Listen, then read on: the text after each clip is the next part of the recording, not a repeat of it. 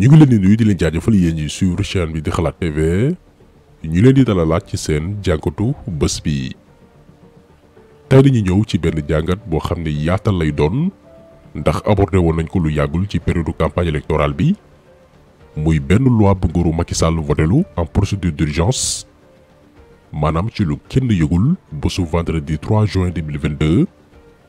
ngir Sénégal tàmbali jëfandikoo lu ñuy wooye ay OGM. bi ci doon artu ci lu gàtt la woon yaataluñ ko pour sénégalais bu ci nekk xam lan moo ñu yoot ci suñu wàllu wér-gi-yaram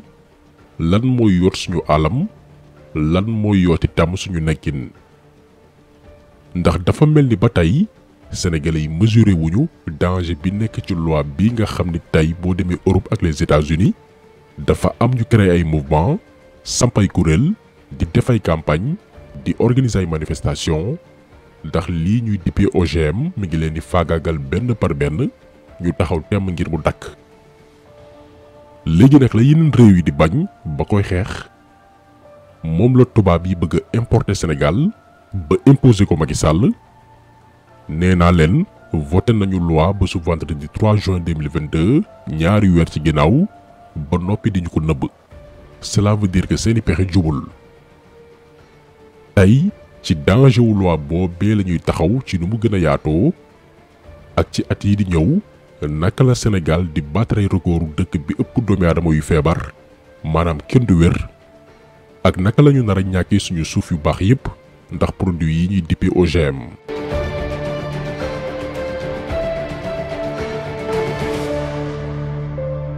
dañuy taxaw d'abord ci lan mooy OGM lu muy tekki ak naka lay fonctionner. OGM mi ngi signifier organisme génétiquement modifié umpalewu leen ni mbooleem li yàlla bind doomi aadama rabu àll luy naaw mbaa luy féey ba ci garab yi dafa am nu leen yàlla moo ñaalee maanaam jëm ji kat xar kanam gi nii lay mel fruit ak légume bi nii lay bindoo cafka bi lii lay am lii la ñuy wooye matériel génétique mooy li yàlla programmé ci mbooleem lu mu sàkk muy lu naturel lu dara raxul léegi nag ci ñooñee yàlla sàkk daf ci am kenn koo xamante ni moo ci gën a sopp muy doomi aadama moom alaa kulli haal nee na moom du yem fi ñu ko yemloo faa mu dañ kumpa léegi doomi aadama boobu noonu moo dem ba ni lii yàlla bind man faaw ma rax ci lu ci bokkul ngir gën koo mën a ñoŋal ndax jàpp na ni le monde est perfectible damay dugg laboratoire jël ci yooye yàlla bind amal ci ay modification ay coppite ci lañ jël par exemple benn xeetu jën bu ñu naan saumon jën la boo xam ni bu demee ba mat maanaam toll ci 18 mois fukki weer ak juróom-ñett du weesu 33 centimètres poids am aussi du romb 1 kilo 300 noonu la ko yàlla bindee léegi doomi aadama ci sobam fexe na ba modifier xeetu jën bi ca ba muy nekk tu tànk ba ci diiru 18 mois jën bi am taayu 61 centimètres poids am yegg ba 3 kilogrammes lu tax parce que dañoo soppi matériel génétique am ni muy màggee moo tax da ngay gis ñaari xeetu jën yi bii mooy ëpp beneen bi te moonte ñoo maase ñoom ñaar ñëpp fukki weer ak juróom-ñett la ñu am parce que bii poisson naturel la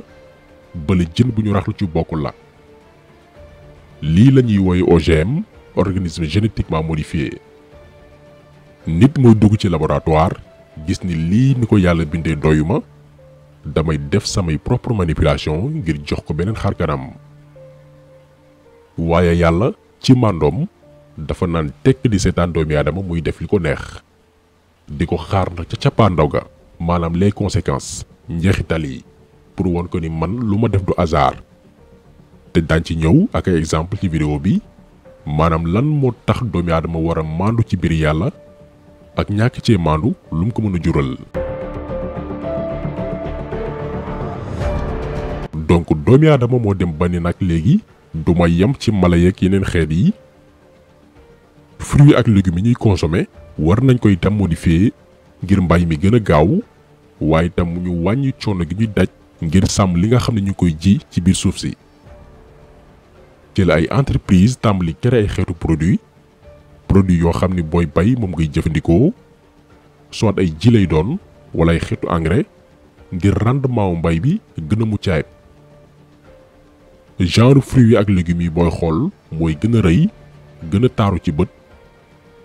waaye xamal ni fruits ak légumes boobee dañoo modifier genam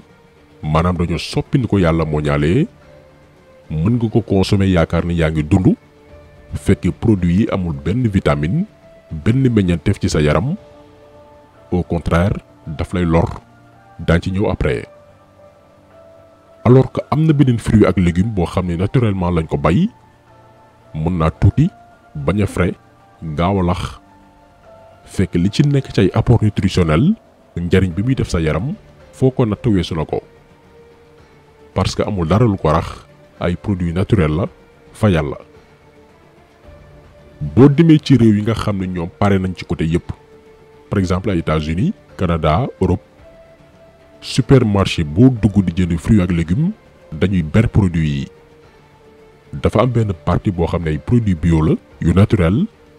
am beneen partie boo xam ne ay produits OGM la fruits ak légumes yoo xam ne dañ leen modifier soppi leen dañ koy bind mu leer naññi nga xam li ngay dugal sa biir mooy lan parce que foofu ay réew la état mooy contrôler lépp te actuellement foofu noonu consommateurs yi dañoo tàmbali boycotter produits OGM yi di def campagne ci supermarché yi pour sensibiliser bépp consommateur ci njeexital yu bon yi mu mën a def seen yaram. léegi nag entreprise yi koy produire gannaaw ba ñu xamee ni tôt ou tard seeni chiffre d'affaires dafay wàññeeku ca dëkk yooyu noonu ndax tàmbali nañoo yeewu ci lañ ne nañu dem ci ñi nga xam ne ñoom loolu leen teg ñu daal di koy nangu réewu Afrique yi nga xam ne amul contrôle lu ñëw dugg état yi mënuñ sax teg ci yoon njëgu produit yi maanaam bu nañu ne du weesu prix bi suñu ministère du commerce mënul contrôler loolu noonu. léegi nag ku mënul contrôler sa marché naka ngay caytoo yan produit ñooy OGM ak yan ñoo ko doonul maanaam ak loi bii ñu voté dañoo ubbi marché bi te parewuñu noppeeguñu dañoo jël sénégalais yi exposé leen ci danger boo xamante ni ci conséquences yi la ñuy ñëw.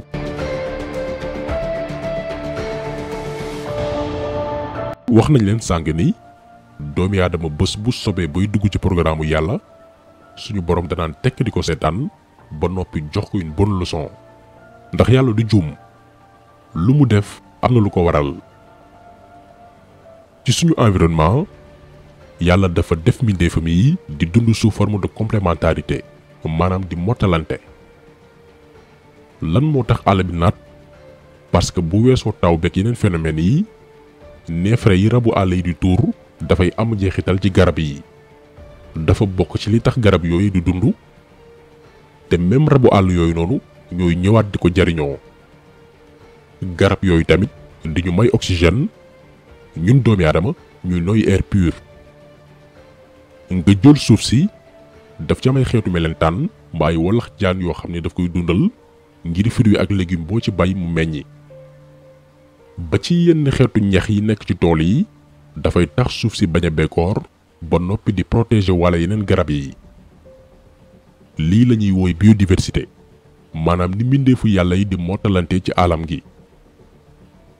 léegi nag bu doomi aadama sobee ba tàmbali utiliser ay produits OGM ngir yàkkamtee bay lu bari di produire lu takkoo takku produits OGM yooyu dafay rey mboolem li doon dundal environnement bi walax jaaneek yenn xeetu melentaan yi daan dundal suuf si produit OGM yi da koy rey yenn xeetu ñax yi doon protéger bërëb bi ngay bayee produit OGM yi da leen di faagaagal également ba ci yamb yi nga xamante ni dañuy naatal tool di dundal yenn plante yi produit OGM yi daf leen di rey benn par benn. moo tax OGM fuñ ko yàgg jëfandikoo suuf si dafay dem ba dee wow koŋu loo fi ji du meññi ndax la doon dundal suuf si moo fa newatul. maanaam ay produits la yoo xamante ni dafay menacer la biodiversité nit doomi aadama mala yi ak garab yi di mottalante loolu lay éliminer. donc menace bi gën a rëy tukki ci produit OGM yi mooy yàq suñu environnement naturel. beneen danger wu produit OGM yi mooy suñu wàllu wér-gi-yaram te loolu ay études ñoo ko dëggal En 2015 la benn rapport canadien fësal ni produit OGM yi képp ku koy jëfandikoo jàppal ni feebaru cancer mi ngi la yot. ci même année boobu noonu la benn femme baykat porté plainte benn ci entreprise yi koy defar muy Monsanto ndax daf ci amee woon benn feebar buñ naan lymphome endocrinien benn xeetu cancer la buy atteindre deretu doomi aadama. leneen la ñu nemmeeku ci ñi yàgg jëfandikoo ay produits OGM mooy dañuy am ay problème mu reesal la ñuy lekk. par exemple looy gën a jëfandikoo produit yi mu yàq sa foie di la indil ay problème de digestion. beneen mbir itam bu ñu nemmeeku ci OGM yi te moo gën a garaaw mooy même effet yi muy def ci suuf si maanaam lu mu fa fekk ci lu koy aar daal di koy faagagal noonu itam lay def ci yaramu doomi aadama. ku ne xam ne ni suñu biir yaram dafa am ay soldats yu xeex ak mboolem virus mbaa lu bokkul ci ñun bu ñu duggee. looloo tax bés bu nekk ñuy lekk yenn xeetu microbe yi waaye dara duñu dal soldats yooyee nekk suñu biir yaram moo koy def moo ñuy aar. OGM yi nag ci nuñ ko mooñee dafa am ay gènes de résistance ay xeetu soldats yoo xam ni dafay gàllankoor lépp lu ko bëgg a xañ jàmm donc à force nga koy consommer sa yaram dootul mën a résister yenn attaques yi koy songu bés bu yàlla sàkk. noonee nag ngay dem ba doon ko xiibon ñaar-ñetti fan nga feebar doo xam lu ko waral parce que sa yaram moo dem ba lompoñ ndax produit OGM yi ngay jëfandikoo. dafay dem sax bay attaqué wolox jaanu góor yi koy permettre muy sëy di am doom di dal ci kaw buti di njurukaay ku jigéen ki tey tax muy concevoir mën a ëmb di jur.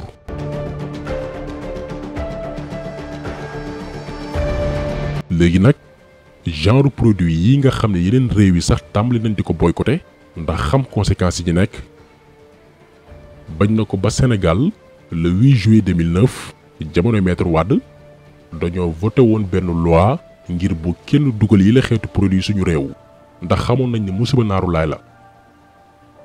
bésu àjjuma 3 juin 2022 Macky Sall làqut ak Abdou Karim Sall di ministre bi war a sàmm suñu environnement. bu ngeen fàttalikoo mooy ki sàccoon suñu gazelle oryx yi dibi ko warax ko ci benn ngoon juste pour wàlle ni ñii ñoo raw ay vampire ñu daldi abrogé maanaam dàq loi 2009 bi doon aaye OGM yi ne léegi Sénégal dafay tàmbali utiliser yi les genre produits yi. amul débat yëgaluñu waajaluñ population sénégalaise bi xamal leen lii mooy lan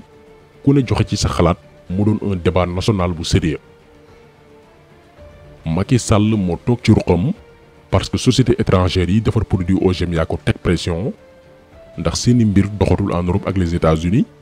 léegi ñu bëgg a daw làqu ñun suñu réew yi Afrique Macky Sall bokk ci président africain yi ko jëkk nangu. kon premier noonu Sénégal mooy Macky Sall yàgg nañ ko wax te lii da koy dellu dëggal. Macky Sall bëggul Sénégal dafa mel ni ku ñu yebal pour mu mettital ñu ba ñu dee. léegi nag ñett moo am soit xeex ngir ñu bañ a appliquer loi bi wala ñu nangu te xam ne kenn dootul wér ci réew mi wala ku ne booy jënd kër nga génn Dakar dem ci yeneen région yi wuti terrain wu 500 mètres carrés yoo xamante nii fii da nga koy tabax dëkk fii nga fay bay ay légumes ak fruits yoo xam ne di nga ko mën a dundee yow ak sa njaboot pour mën a sàmm seen wér-gi-yaram parce que fii lañ nar a jëm ku bëgg a sàmm sa wér-gi-yaram ngay produiral sa bopp li ngay dundee ndax le nouvel ordre mondial dafa ñëw pour menacer l'humanité faagaagal dundinu doomi aadama te Macky Sall ci taalibe dajaal yooyu noonu la bokk seytaane lay tarbiyu moo tax xeex ko ci jaamu yàlla la bokk bés bu ne ñu répété ko. ku tax sol bi tey loolu la woon ñu ngi leen di gërëm di leen jaajëfal di leen di rajo incha allah beneen yoon ci beneen jàngat jaa ngeen jëf.